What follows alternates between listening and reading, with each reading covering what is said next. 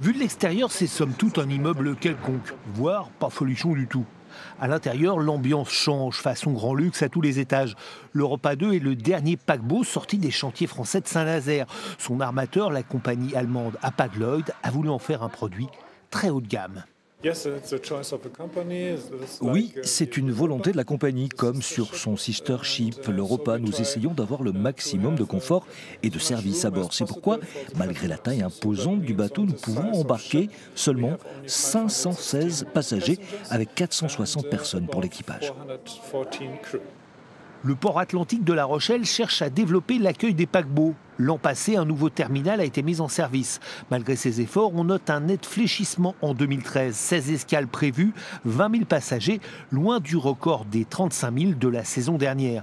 Mais ici, on attribue cette baisse au caractère cyclique de l'activité. Ça s'explique par un système de cycle d'itinéraires de croisière qui ne fréquentent pas forcément tous les ans les mêmes ports. Étant donné qu'ils ont des clients qui sont fidèles, il faut qu'ils renouvellent l'offre de destination. Donc ils ne viennent pas forcément tous les ans dans chaque port. C'est pourquoi on a des années qui sont moins importantes.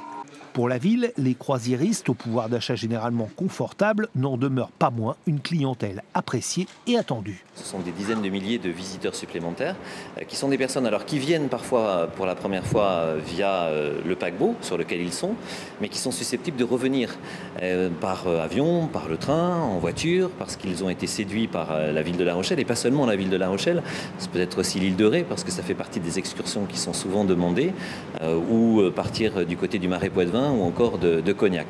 Petit détail, le prix de la croisière sur l'Europa 2 se situe entre 7 900 et 19 000 euros. À noter qu'à ce prix-là, en mai, on ne peut même pas s'acheter la chaleur ou le soleil, c'est insensé.